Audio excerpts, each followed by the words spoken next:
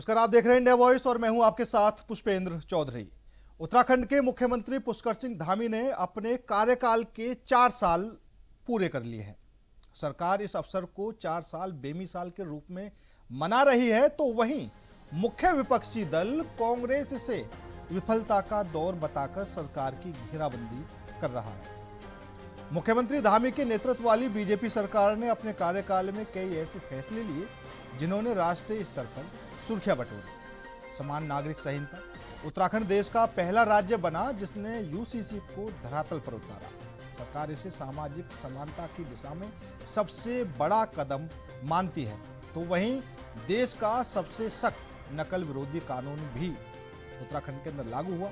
सरकारी भर्तियों में पारदर्शिता लाने के लिए आजीवन कारावास जैसे कड़े प्रावधान वाला कानून लागू किया गया, जिसके तहत 30,000 से अधिक युवाओं को सरकार नौकरियां देने का दावा कर रही है। तो वहीं अतिक्रमण पर बुलडोजर प्रहार, लैंड जिहाद और अवैध कब्जों के खिलाफ अभियान चलाकर सरकार ने अब तक 12,000 एकड़ से अधिक सरकारी जमीन को मुक्त कराया है, जो सरकार अपने आंकड़ों में बताती है।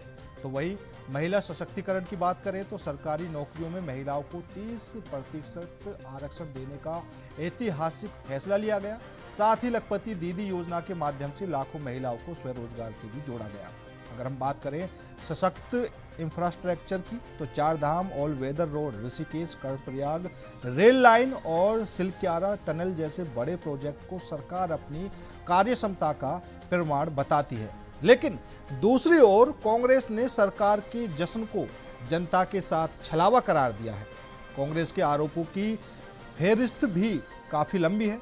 अंकिता भंडारी केस और वीआईपी का नाम। कांग्रेस का आरोप है कि सरकार आज तक अंकिता भंडारी हत्याकांड के मुख्य वीआईपी का नाम छिपा रही है। इसे विपक्ष ने महिला सुरक्षा पर सरकार की सबसे बड़ी विफलता बताया है। बेरोजगारी और पलायन की बात करें तो विपक्ष का कहना है कि पहाड़ों में बेरोजगारी आज भी चरम पर है और लोग पलायन करने को मजबूर हैं। सरकारी नौकरियां केवल कागजों और विज्ञापनों तक सीमित है। अगर बात करें अधूरा भू कानून की, तो कांग्रेस का आरोप है कि सरकार ने सशक्त भू कानून और 1950 के मूल निवास की मांग पर केवल जनता को गुमराह किया है, जबकि जमीनी स्तर पर कोई ठोस काम नहीं किया। भ्रष्टाचार और आपदा को लेकर जोशीमठ भूधनसाम प्रभावितों के पुनर्वास में देरी और भर्ती घोटालों में बड़े नामों को बचाने के आरोपों को लेकर कांग्रेस लगातार सरकार पर हमलावर रही है। धामी सरकार जहां अपने कार्यकाल को विकसित उत्तराखंड की नींव बता रही है, तो वहीं विपक्ष इसे अधूरे वादों का समय कह रहा है। 2027 के विधानसभा चुनावों से पहले ये 4 साल के काम और उन पर उठे सवाल राज्य की राजनीति को कितना प्रभावित कर सकते हैं, कितनी दिशा बदल सकते हैं, वो देखा जाएगा।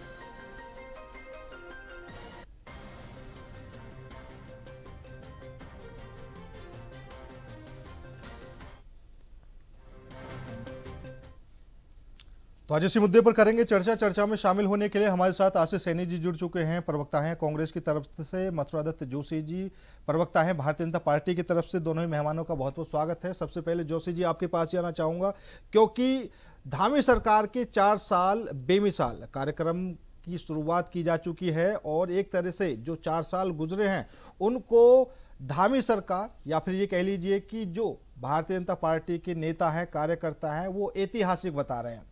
और कुछ बड़ी उपलब्धियां ऐसी भी रही जब सरकार ने सुर्खियां बटोरी।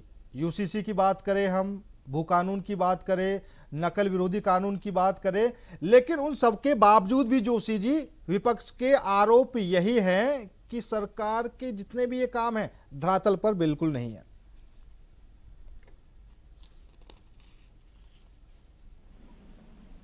जोशी जी सुन पा रहे हैं आप?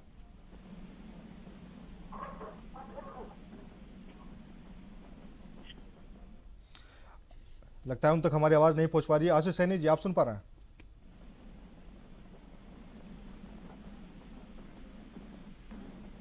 लगता है हमारा संपर्क उनसे नहीं हो पा रहा है। थोड़ी देर में हम फिर उनसे जुड़ने की कोशिश करेंगे। लेकिन जिस तरीके से 4 साल पूरे होने पर भव्य आयोजन किया जा रहा है और धामी सरकार के 4 सालों को ऐतिहासिक भी बताया जा रहा है, कई बड़े काम ऐसे रहे जब राष्ट्रीय स्तर पर सुर्खियां भी बटोरी गई। अगर हम यूसीसी की बात करें तो जनवरी 2025 में उत्तराखंड में यूसीसी लागू हुआ और देश का ऐसा पहला राज्य उत्तराखंड बन गया जिसने ये उपलब्धि हासिल की।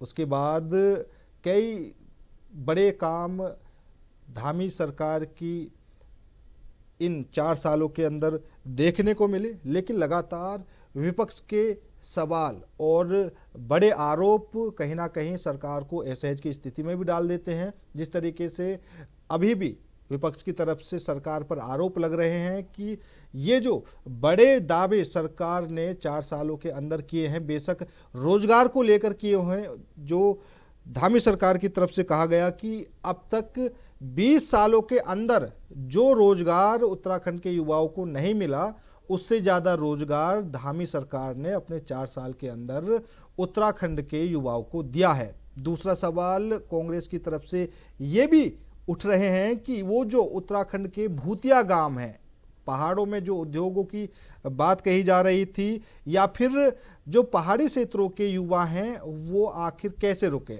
शिक्षित होने के बावजूद भी उनको वहां से पलायन करना पड़ रहा है क्योंकि पहाड़ी क्षेत्रों में उद्योग के कोई बड़े धंधे नहीं हैं।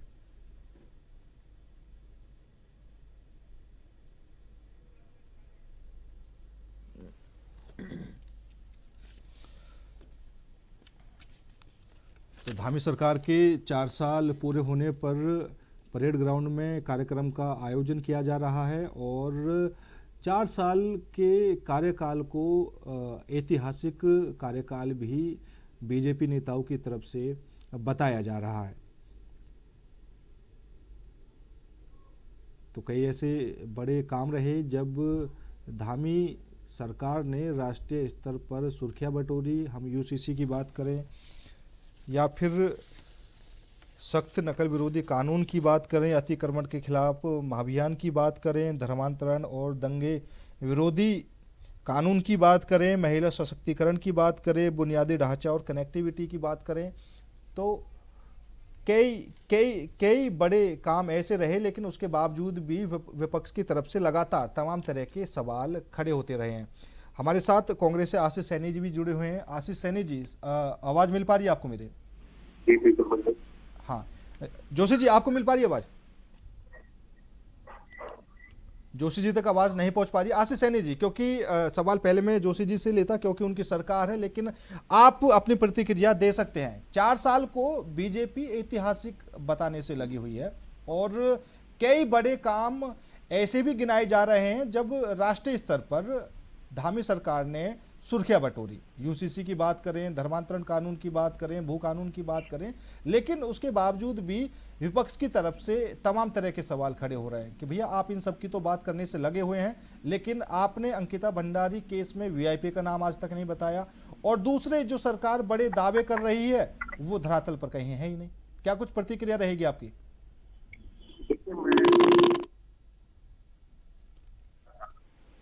इसमें आपने कहा तो यूसीसी जो कानून है एक यूनिफॉर्म समान नागरिक यूनिफॉर्म सिविल कोड का रख दिया गया और इसका कोई लाभ नहीं है। आप जैसे काम कर रहे हैं, काम कर रहे हैं तो लागत समझ सही है और उसको कानूनी रूप से सही कह सकते हैं। दूसरा आपने कहा विरोधी कानून सारे सैनी जी आपकी आवाज साफ नहीं मिल पा रही है। मैं आपसे आग्रह करूंगा कि फोन आप कान पर लगा लीजिए तो आवाज क्लियर मिल पाएगी।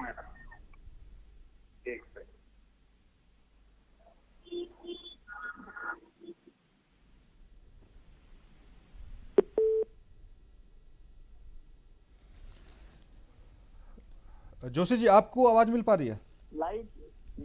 हाँ जोशी जी, क्योंकि धामी सरकार को 4 साल पूरे हो चुके हैं और बीजेपी की तरफ से इन 4 सालों को बड़ा ही ऐतिहासिक बताया जा रहा है और कई बड़े काम ऐसे भी रहे जब राष्ट्रीय स्तर पर धामी सरकार ने सुर्खियां बटोरी। हम बेशक यूसीसी की बात करें क्योंकि यूसीसी लागू करने वाला देश का पहला राज्य उत्तराखंड बना। उसके बाद सख्त विरोधी नकल विरोधी कानून की बात करें, हम भू कानून की बात करें, लेकिन इन तमाम कानूनों के बावजूद भी कहीं ना कहीं विपक्ष की तरफ से सवाल खड़े होते रहते हैं कि सरकार दावे तो हजार कर रही है लेकिन धरातल पर नजर नहीं आते।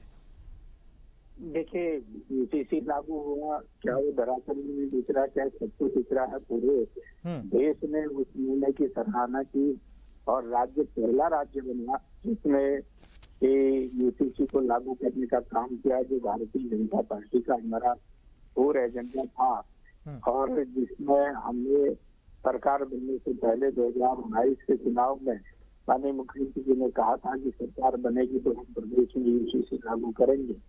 और उसके बाद दंगा विरोधी कानून, उसके बाद नकल विरोधी, सख्त नकल विरोधी कानून और प्रदेश में सख्त भू कानून लागू किया है। तो सबकी सहमति से किया, विपक्ष से भी बातचीत करने के बाद उसमें पूरे सुझाव लेने के बाद उस कानून को लागू किया।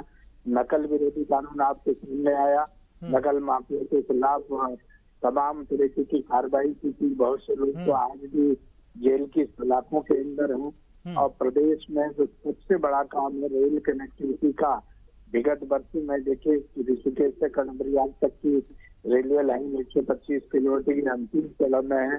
शीतकालीन पर्यटन यात्रा को नए आयाम देने का काम किया और आज भी पूरे प्रदेश में सुचारू रूप से शीतकालीन पर्यटन, शीतकालीन चारधाम यात्रा चल रही है। और कैलाश मानसरोवर यात्रा जो वर्षों से बंद पड़ी थी और आदि कैलाश और ओम पर उसके दर्शन करने बड़े कठिन होते थे, वहां तक लिपुलेख लेक तक लास्ट चाइना बॉर्डर तक रोड पहुंचाने का काम भारतीय जनता पार्टी की सरकार में हुआ। तो बहुत से काम ऐसे हैं जो हुए हैं। देखिए सॉन्ग डैम देहरादून में बन रहा है जो 500 मेगावाट बिजली पैदा करने के साथ साथ पूरे देहरादून के लिए पेयजल समस्या का समाधान करेगा। जमरानी बांध जो 1959 से 1969 से पेंडिंग पड़ा हुआ था, कांग्रेस की सरकार ने उसे पेंडिंग पर इधर लटका रखा था, उसकी स्वीकृति केंद्र सरकार ने दी, आज वो सुचारू रूप से चल रहा है। और आपका दूसरा लखवाड़ डैम की परियोजना जो 88 तक नहीं पड़ी थी वो पूर्ण होने की स्थिति में है। किसाऊ डैम का कार्य प्रगति में है। नहीं, बिल्कुल बिल्कुल बिल्कुल बिल्कुल बिल्कुल जोशी जी बिल्कुल जो आपने बड़े बड़ी जो बातें बताई हैं वो सभी के सामने हैं। दूसरा जो एक मुख्य सवाल बन जाता है और जो लगातार कांग्रेस भी उठाती रही है और युवा भी उठाते रहे हैं, क्योंकि जो पहाड़ी क्षेत्रों के युवा हैं शिक्षित होने के बावजूद भी अगर वो पलायन करने को मजबूर हो रहे हैं तो सरकार ने क्या कड़े कदम उठाए हैं? उत्तराखंड, मेरी हिंदू में बात सुनिएगा, उत्तराखंड में जितना भी पलायन हुआ है वो मजबूरी का कोई पलायन नहीं है। कोई शिक्षा के उसमें अपने बच्चों को पढ़ाई लिखाई के लिए मैदान में आए हैं। बहुत से लोग नौकरी पेशा के चक्कर में पलायन कर रहे हैं, लेकिन अभी भी वो लोग समय समय पर अपने गांव में तीज त्योहारों में जाते हैं, क्योंकि पलायन के एक आंच में अनंत काल से चल रहा है। तमाम आप देखिए उत्तर प्रदेश में पलायन हो रहा है, हिमाचल में पलायन हो रहा है। नहीं बिल्कुल अगर वो बाहर आकर रोजगार भी करने से लगे हुए हैं तो सही बात है कि तीज त्योहार पर वो अपने गांव में जाते हैं, लेकिन जो पहाड़ी क्षेत्रों के गांव हैं जोशी जी, वहां पर उद्योगों को लेकर सरकार ने क्या कुछ पहल की है कि युवा वहां से ना जाए और वहीं पर अपना जो काम है वो विकसित करें? मैं इस बात से बिल्कुल सहमत हूँ कि पर्वतीय क्षेत्र में चाहे हमारी किसी की भी सरकार हो, हम बड़े उद्योग स्थापित नहीं कर पाए, लेकिन एमएसएमई के अंतर्गत पर्वतीय क्षेत्र में बहुत से छोटे छोटे उद्योग, कुटीर उद्योग लगाकर लोग अपनी आजीविका का उपार्जन कर रहे हैं। जैसे मसाला उद्योग है, चक्की उद्योग है, छोटे तेल बनाने वाली चक्कियां हैं वो वहाँ पर लग रही है, छोटे छोटे कॉटेज इंडस्ट्रीज है, होटल है, कालीन बनाने का काम है, ऊन काटने का काम है। ये इससे जो परंपरागत हमारे काम है उसको संवर्धित और संरक्षित करने का काम उत्तराखंड की सरकार ने किया, धामी जी की सरकार ने किया है। चलिए ठीक है, बहुत सी चीजें हैं। ठीक है जोशी जी, मैं आऊंगा आपके पास क्योंकि कांग्रेस से आशीष सैनी जी भी हमारे जुड़े हुए हैं, उनकी प्रतिक्रिया भी पूरी नहीं हो पाई थी। सैनी जी आवाज सुन पा रहे हैं आप? जी बिल्कुल आ रही है। हाँ, अपना जवाब दे दीजिए, आपकी प्रतिक्रिया पहले भी पूरी नहीं हो पाई थी। देखिए, मैं अभी जोशी जी ने बहुत सारी बातें रखी और यही बातें मुख्यमंत्री जी ने भी राजनाथ सिंह जी के सामने और अमित शाह जी के सामने रखी, और बहुउद्देशीय शिविरों से लेकर मुख्यमंत्री जी अपने तमाम भाषणों में बात करते हैं। लेकिन मैं बिल्कुल पॉइंट वाइज बात करूंगा। इन्होंने पर्यटन के जो से जुड़े हुए रोजगार की बात की। अभी प्राकृतिक आपदा आई, सारा रोजगार तबाह हो गया, जिन लोगों ने निवेश किया वो निवेश डूब गया, सरकार ने उनकी कोई सहायता करने का या कोई उस उद्योग को संरक्षित करने का काम नहीं किया। दूसरा, नकल विरोधी कानून की बात करते हैं और सख्त शब्द जोड़ते हैं।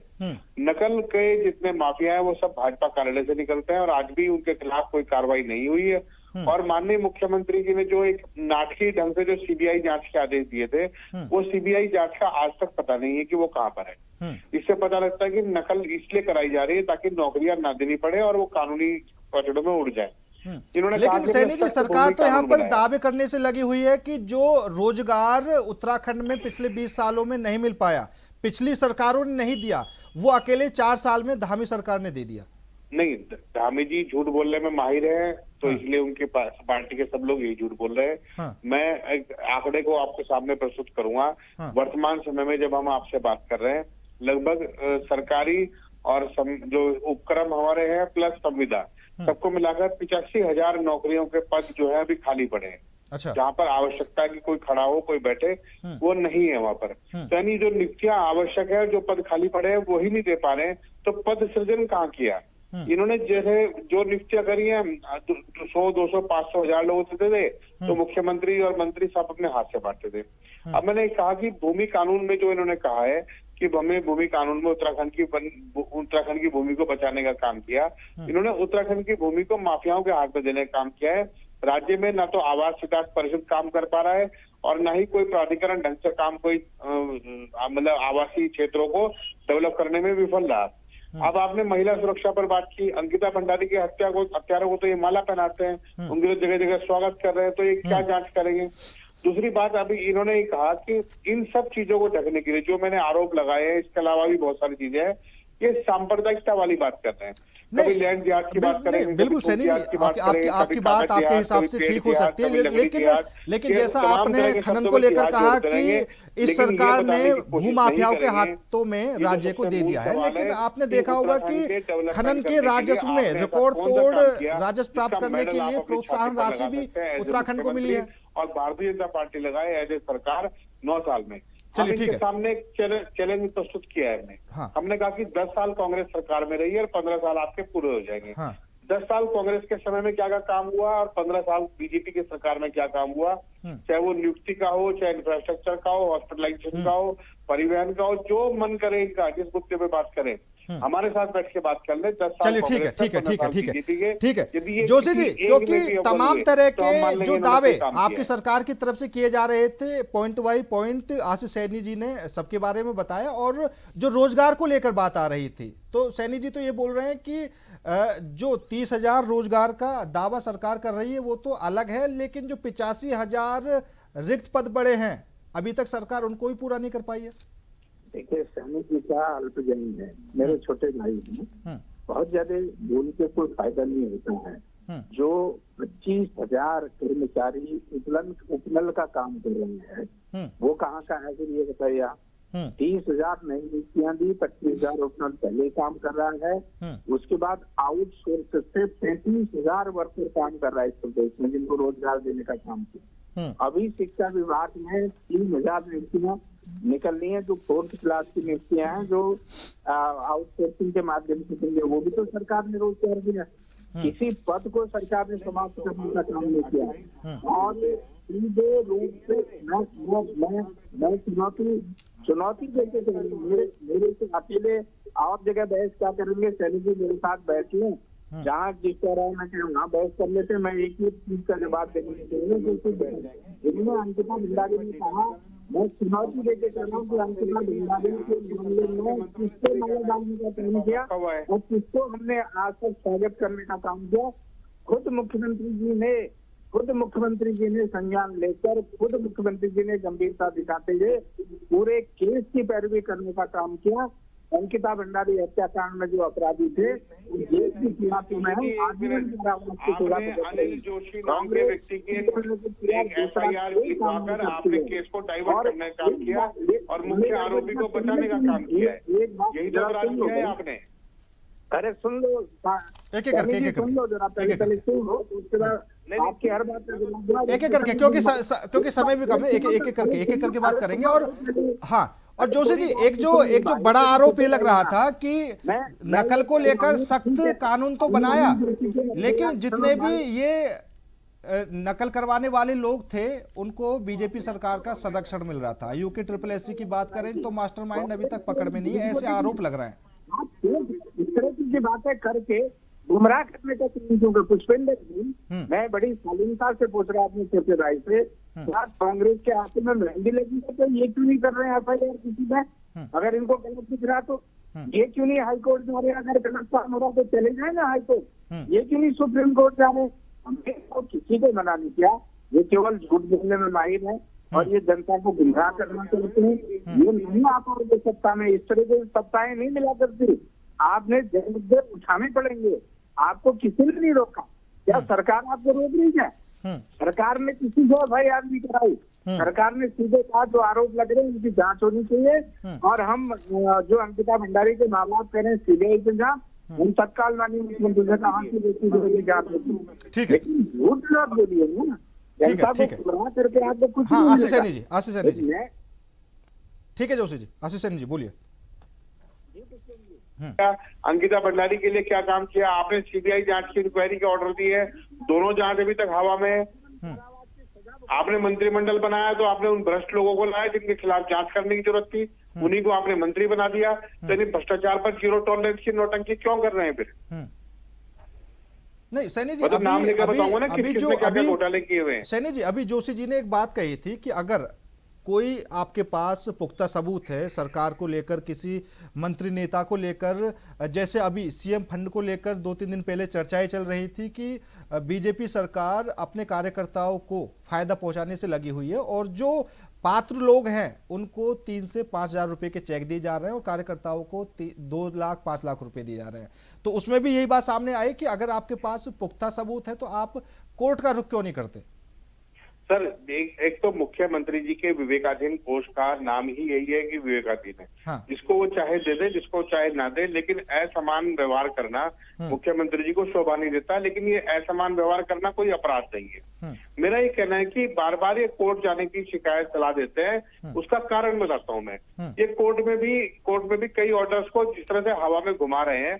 अभी एक हाई कोर्ट का एक ऑर्डर था जिसके खिलाफ सरकार जो है सुप्रीम कोर्ट गई और सुप्रीम कोर्ट ने हाई कोर्ट के ऑर्डर को बरकरार रखा। वो कृषि भूमि और जो उद्यान की भूमि है उसको वहां पे प्लॉट काटे जाने से रोकने के लिए है। बताइए कितने बड़े पाप इस सरकार ने किए हुए हैं। और आज भी, अभी तक भी 8-10 दिन उस नोटिस को हो गए, कोई काम नहीं किया। पिछुड़ के MD को दोबारा बिठाने के लिए पूरी सरकार घुटनों पर टिकी हुई है। ऐसा क्या कारण है कि एक भ्रष्टाचारी अधिकारी को इस तरह से बिठाया जा रहा है? 700 करोड़ 600 करोड़ का होटल UJBNL में वो 800 करोड़ का कर दिया आपने 2 महीने में। ठीक है सैनी जी, क्योंकि समय की भी कमी है। आशीष सैनी जी आपका भी, मथुरा दत्त जोशी जी आपका भी बहुत बहुत धन्यवाद मेरे साथ इस खास चर्चा में जुड़ने के लिए। लेकिन धामी सरकार के 4 साल कितने बेमिसाल, क्योंकि एक तरफ भारतीय जनता पार्टी के कार्यकर्ता नेता इन 4 सालों को ऐतिहासिक बता रहे हैं, तो दूसरी तरफ कांग्रेस पार्टी जो उत्तराखंड में मुख्य विपक्षी दल है वो तमाम तरह के आरोप भी सरकार पर लगा रही है। और जो बड़े कामों के दावे यहाँ पर सरकार की तरफ से किए जा रहे थे उनको लेकर ही कांग्रेस के बड़े आरोप ये भी हैं कि कोई भी बड़ा काम धरातल पर अभी तक देखने को नहीं मिला है। 1 साल के अंदर अब धामी सरकार और कितनी बड़ी उपलब्धि हासिल कर सकती है, राष्ट्रीय स्तर पर किस तरह की सुर्खियां बटोर सकती है, वो भी आने वाले 1 साल के अंदर देखा जाएगा। फिलहाल मेरे साथ इस खास पेशकश में इतना ही। नमस्कार।